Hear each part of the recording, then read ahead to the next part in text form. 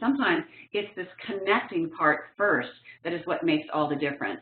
We miss so many opportunities to connect with people. I want to share with you a couple of examples. I was, again, in California doing a program, and I stepped on the elevator first thing in the morning. Of course, you all know if you've ever been to California or any busy city what the traffic is like out there. And it's 8:30 in the morning. This guy comes just huffing and puffing onto the elevator, and you can tell, obviously, he's had a rough start to his morning.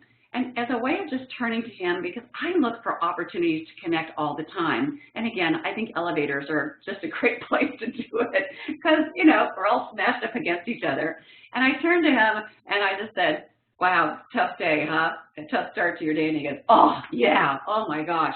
And he just immediately started opening up because I took the time to just say something and to really suggest that I had some sense of what he might be going through.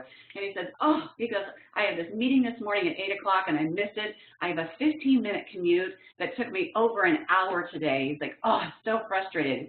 And I was just about to say something to him to, you know, just kind of follow up on that connection when right behind him, this gal turns and she goes, well, if you think that's bad, I have an hour-and-a-half commute every single day.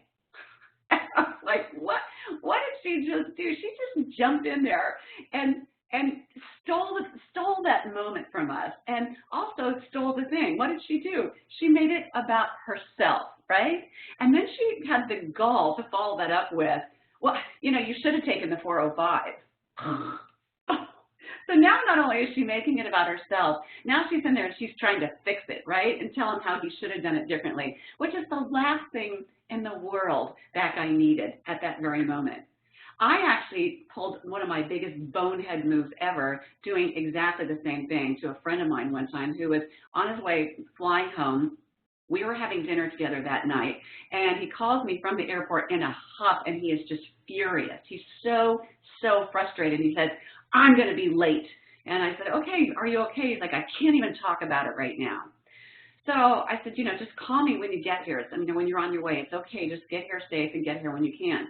He walks in the door, and I give him this big hug, and I was like, what's going on with you? How are you? What happened? He said, oh, I was at the airport, and I had to check my bag, gate check it. And I figured, you know, I was going to get on one of the last people. They were going to take it anyway.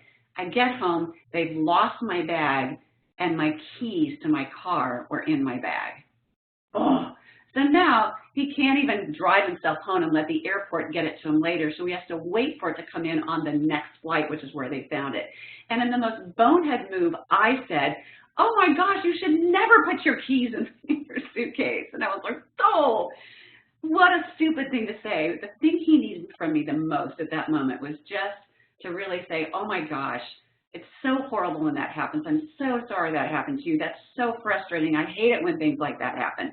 That's jumping in there because we all know that feeling.